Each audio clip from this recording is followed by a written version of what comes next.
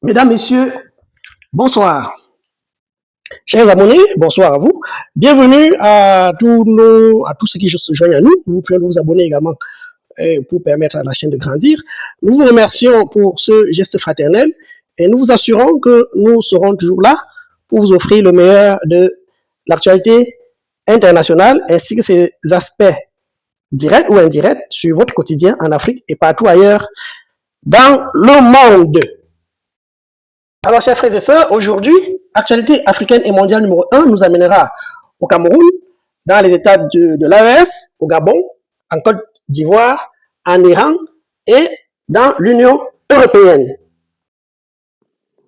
Au Mali donc, un agent français de la DGSE, entendez Direction générale de la sécurité extérieure, ce sont les services d'espionnage français, a été condamné à 20 ans de prison par les autorités maliennes.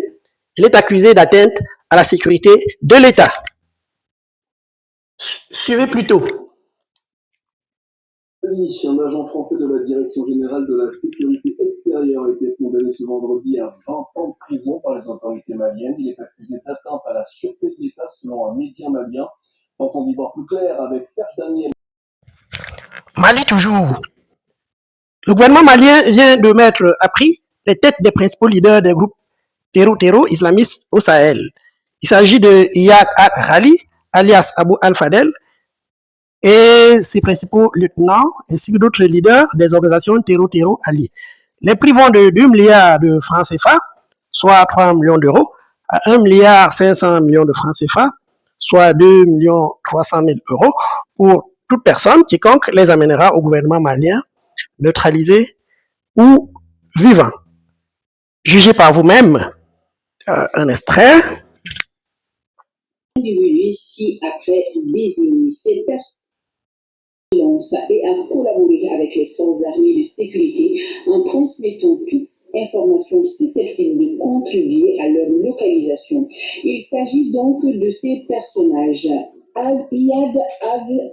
Iyad Ag-Ali, alias Abu Al-Fadel, 2 milliards de francs CFA. Amadou Hassan Sangari Bari, alias Amadou Koufa, alias Nobo, 1 milliard 500 000 francs CFA. Abdoulaye Mamoudou Bekay Diallo, alias Djulé Bid, de Nampala, alias Sidi, 1 milliard 500 000 francs CFA. Al-Gabas Al-Intala, 1 milliard de francs CFA. Seidan Ag-Ita alias Othman Al-Ansari alias Abdel Hakim Al-Kidal alias Al-Koueram, 500 millions de francs CFA. Bilal Ag-Sherif, 500 millions de francs CFA. Abderrahman Al-Batna Al-Jassiri, 500 millions de francs CFA. Le plus triste dans cette bande audio-vidéo, c'est qu'on trouve parmi les recherchés des subsahariens tels que Abdoulaye Mamoudou Bakaye Diallo, alias Djolé Bip de Nampala, alias Sidi, et on trouve également Hamadoun Hassan Sangare Bari, alias Amadou Koufa, alias Mobo, que les Maliens pouvaient, à juste titre, considérer comme des frères. C'est triste. Mais c'est un message clair que le gouvernement malien envoie aux terreaux et à leurs maîtres pour leur dire que le temps des tergiversations et des négociations inutiles est interminable. Ce temps-là est révolu. Soit vous êtes malien et vous vous soumettez à l'ordre constitutionnel, soit vous vous déclarez ennemi et combattant contre l'armée malienne et vous serez traité comme tel sur toute l'étendue du territoire jusqu'au confin de Kidal. Mali toujours, Assimi Goïta et la coalition Touareg menée par Iyad Ag-Rali jouent leur dernière carte avant l'ultime bataille sans doute.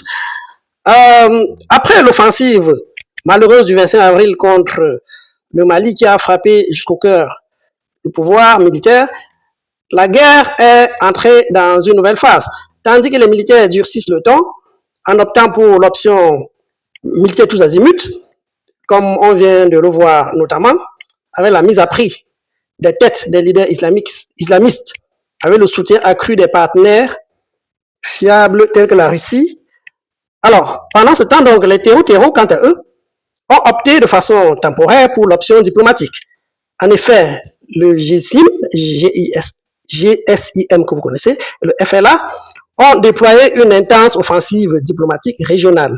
Il y a quelques jours, en effet, l'on a appris qu'une délégation des leaders Touareg s'était rendue en Côte d'Ivoire et au Togo pour chercher du soutien. Au Bénin, le président Romuald Wadani vole au secours de Claudie Siard.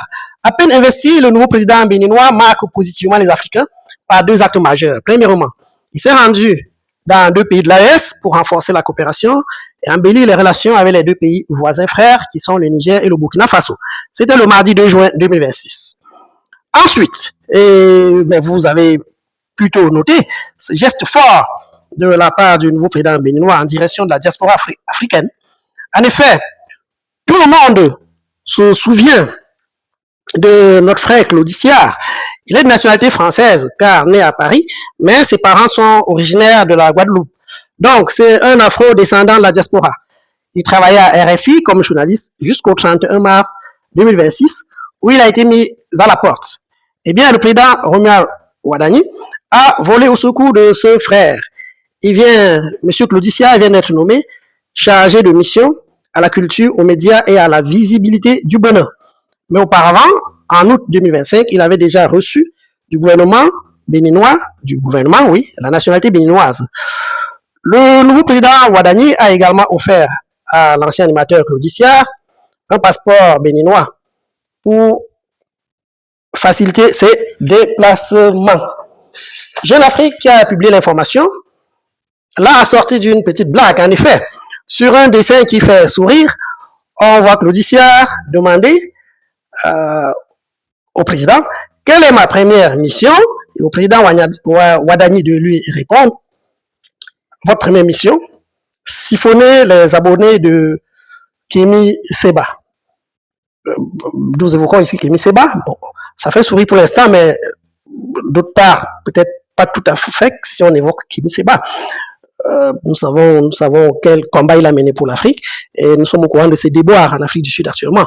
Nous y reviendrons d'ailleurs, sur la mésaventure que connaît actuellement notre frère Kémy Séba en Afrique du Sud. Mais il fallait quand même encourager ce geste du gouvernement béninois, du nouveau président du Bénin, en faveur de la solidarité africaine et des afro-descendants.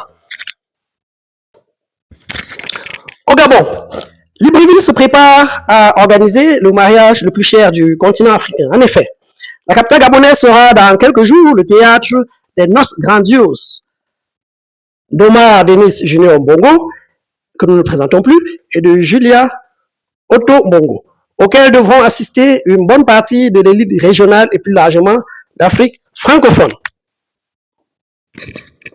Au Niger, le géant chinois CNPC conserve son monopole d'exportation sur le pétrole brut. En l'absence d'alternatives crédibles et malgré la relation tendue entre le pouvoir de Niamey et la société chinoise, la commercialisation de l'or noir d'Agadem reste exclusivement dans les mains de China National Petroleum Corporation. En Côte d'Ivoire, point lourd de la grande distribution au Maroc, le groupe La Belle Vie entend se renforcer en Côte d'Ivoire. Malgré une rude concurrence et des résultats mitigés sur son autre terrain d'expansion, qui est la France. Donc, Ivoiriens, vous assisterez très bientôt à l'ouverture de nombreux autres supermarchés du groupe La Belle Vie, à Yopougon et dans plusieurs autres quartiers d'Abidjan ou de Korogo. Bon appétit, bonne consommation, mais pensez aussi aux produits made in Africa. Côte d'Ivoire encore, la Société Générale des banques sous pression à Abidjan, la SGBCI que vous connaissez. Nous ferons bientôt d'ailleurs un grand papier sur la Société Générale en Afrique, son histoire, ses déboires en Afrique. Mais en attendant, sachez que, pour ce qui est de la Côte d'Ivoire, la Société Générale est sous pression à Abidjan. Malgré ses résultats en apparence solides, la filiale ivoirienne du groupe français traverse une période d'incertitude. La dégradation de certains indicateurs financiers, les tensions avec les autorités ivoiriennes, ainsi que les débats stratégiques internes alimentent les spéculations sur une continuation ou non des activités de cette banque en Côte d'Ivoire. Rappelez-vous que cette banque française a déjà mis la clé sous le paillasson dans de nombreux pays en Afrique, notamment au Cameroun. C'est l'objet du dossier que nous préparons pour vous.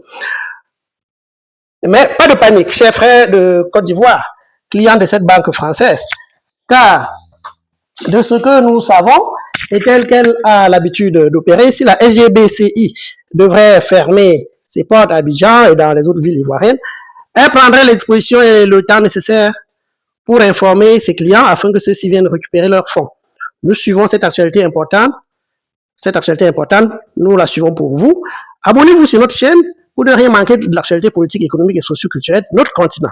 Merci. Cameroun. Des soldats américains de nouveau déployés au nord Cameroun. Partis il y a quelques années pour des raisons pas claires du tout, les soldats camerounais, partis il y a quelques années pour des raisons pas claires alors qu'ils travaillaient au nord Cameroun avec les soldats camerounais. Alors, il s'avère qu'à l'appel du gouvernement du Cameroun cette année, les GIs, comme on les appelle, les soldats américains, seront à nouveau accueillis sur le territoire du Cameroun au niveau du nord. Si ce déploiement devrait aider Washington à étoffer ses capteurs au Sahel, il permettra aussi à Yaoundé de consolider un régime fragilisé par la crise post-électorale que tous les Camerounais connaissent. Mais quels que soient les enjeux de politique interne liés à la présence des militaires américains, les premiers bénéficiaires seront certainement les populations du Nord Cameroun, martyrisées par plus d'une dizaine d'années d'attaques de Boko Haram. Encore faut-il espérer que l'armée américaine joue vraiment franc jeu et participe à la lutte antiterroriste. En attendant, de la part du Cameroun, une affirmation effective de sa souveraineté et le renvoi de ces troupes étrangères, notamment américaines, comme nous le constatons un peu partout en Afrique, comme dans l'AES, au Sahel. Donc, vivement que les Africains prennent en main eux-mêmes leur propre sécurité de façon souveraine. La souveraineté, ce n'est pas seulement crier et bavarder, c'est l'assumer. Donc, bienvenue à l'armée américaine, mais que vivement, qu'au fil du temps, que le Cameroun affirme sa souveraineté en prenant en main lui-même sa propre sécurité. Monde. Conflit Iran, États-Unis, Israël.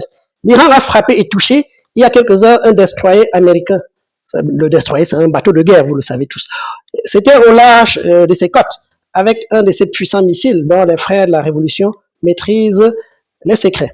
D'après Téhéran, la cible en question était un centre de commandement et de contrôle pour les opérations contre la navigation commerciale des bateaux iraniens et pro-iraniens. Conflit en Iran toujours, le Congrès américain fixe des limites à l'armée, à son armée, à l'armée américaine bien sûr. C'est un pas vers la fin prochaine de la guerre, sans doute. En effet, le 4 juin dernier, c'est-à-dire jeudi, le Congrès américain a voté un texte ordonnant le retrait des troupes américaines de l'Iran. Avant, c'était le Sénat américain qui avait déjà émis un avis négatif par rapport à cette guerre que lui, le Sénat, n'approuvait pas du tout. Nous suivons pour vous les implications futures. Nous suivrons pour vous les implications futures de ces deux décisions. Alors, nous passons aux lois anti-immigration en Europe. L'Union européenne vient de se doter l'Union européenne va se doter d'un nouveau régime draconien d'expulsion des sans-papiers de son sol. Avant que je ne continue, écoutez un petit extrait.